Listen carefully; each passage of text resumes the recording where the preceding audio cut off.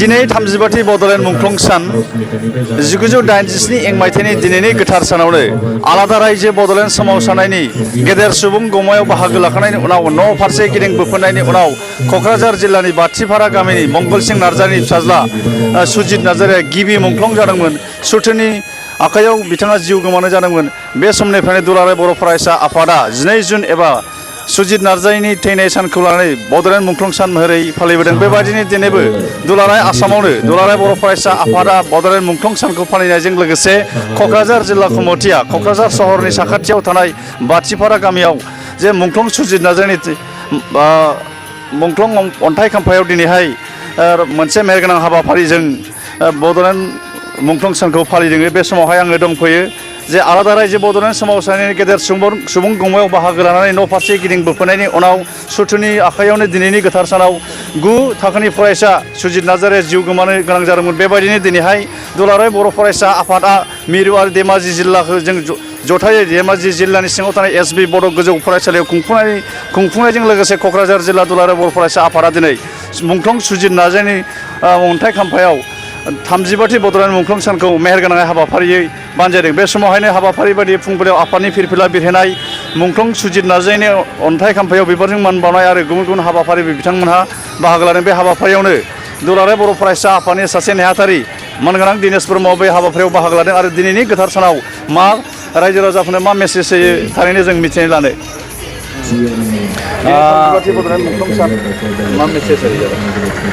मोनसे समनि दुलाराय बर' फरायसा आफादनि आफादगिरि सोरगोआरि उपेन्द्रनाथ ब्रह्म बिथांनि दैदेननायावनो बर'फोरनि सिनायथि रैखाथि आरो थामोनथायनि थाखाय आलादा रायजो नागिरनानै आलादा बड'लेण्ड रायजो नागिरनानै सोमावसारदोंमोन। बै सानखालि गुवाहाटीनि जर्ज खेल फोथाराव मोनसे गेदेर सुथार सुबुं थुबुरमा जादोंमोन। बै खालिनो न'सिम फैफिननाय समावनो क'क्राझार जिल्लानि बाथिपारा गामिनि सुजित नार्जारिया मुंख्लं जादोंमोन सुथुरनि इनाय नाख्रेबनायाव। आरो 1987 मायथाइनि 12 जुन अदेबानि दिनैनि खालाराव बिथाङा मुंख्लं जादोंमोन।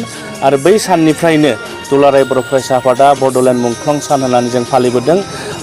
गोलाव सम आलादा बड'लेण्डनि सोमावसारनायाव एबसुनि सोमावसारनायाव गासै 1135 जोंनि मुंख्लंफ्रा मुंख्लं जालांदों। आरो सुजित नार्जारिजों लोगोसे जोंनि जिफोर मुंख्लं जाबाय बिथांमोननि गोसोखांथियाव जोङो 12 जुन दिनैनि खालारखौ जों दुलाराय बर' फरायसा आफादा बड'लेण्ड मुंख्लं सान होननानै जों फालिबोनाय जादों। जोंहा मोनसे फोथायनाय दङ जोंनि मुंख्लंफोरा गावनि बेसेन गोसा जिउखौ बावनानै हारिनि सिनायथि रैखाथि आरो थामोनथायनि थाखाय बिथांमोना जोंनो मोनसे मोजां नेरसोन गालांबाय। आरो बिथांमोननि बावसोमनायखौ दुलाराय बर' फरायसा आफादा जेसेबांसिम बुहुमाव थांनानै थागोन बिथांमोननि जि बावसोमनाय बिथांमोननि जि हारिनि थाखाय बिथांमोना गावनि जिउखौ बावसोमनाय बेखौ जों सिबिलांगोन जों फुजिलांगोन। आरो जों मोनसे फोथायनाय दङ बिथांमोना मुंख्लं जायामोनब्ला दिनै बर'फ्रा बे अबस्थायाव जों सफैनाय नङामोन। ओंखायनो जेब्लासिम दुलाराय बर' फरायसा आफादा बुहुमाव थांनानै थागोन बिथांमोननि बावसोमनायखौ जोङो अरायबो सिबिगोन। आरो बिथांमोननि बावसोमनायनि थाखायनो दिनै बर'फोरनि गेजेराव मोनथाम गोरोबथा जालांबाय।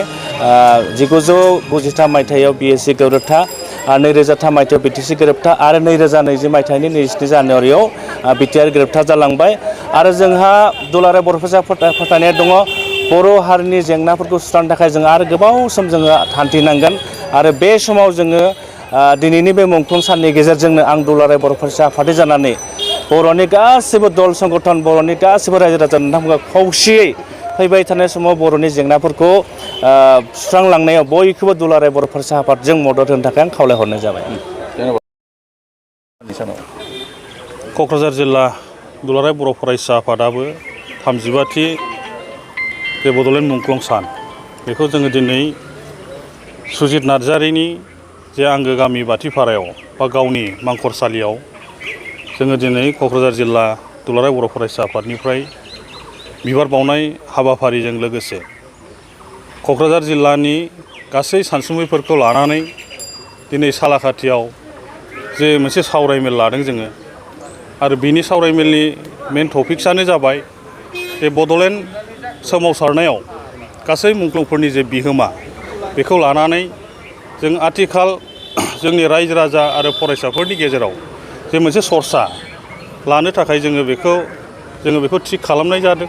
आरो दिनै जिहेतु जों बयबो मिथिगौ जे बर'फोरनि जे सिमां जे आलादा रायजो बड'लेण्ड दिनै बे सोमावसारनायाव गोबां मुंख्लं जादों आरो बे मुंख्लंफोरनि बिनिमयाव बा बिसिनि अबदानाव जोङो दिनै बर' जाथिया बे पर्जायाव सौफैदों आरो जों बेखौनो बुजिनांगोन जे आलादा रायजो सोरजिनांगौनि थाखाय जों दिनैहाय जोङो BSC BTC आरो BTR एकर्ड खालामफैबाय आरो बेनि थाखायनो जोङो दिनै आलादा रायजो दाफुंनांगौनि थाखाय मोनसे मावनो गोनां हाबाफारि दंबावो दा दिनै BTRनि जे एकर्डनि गेजेरजों जे दफाफोर मोननो हाबाय आरो बिनि गेजेरजों बेखौ दाफुंनांगौनि थाखाय दिनै दुलाराय बर' फरायसा आफाद NDBP आरो NDBR आरो S जोङो जुथायै बे हाबाफारिनि सायाव दिनै बा दफाफोरखौ मावफुंनायनि थाखाय खामानि मावगासिनो दङ जों बेखौनो खावलायगोन दिनै दुलाराय बर' फरायसा आफाद हिसाबै जे फैबाय थानाय समाव जेब्ला समा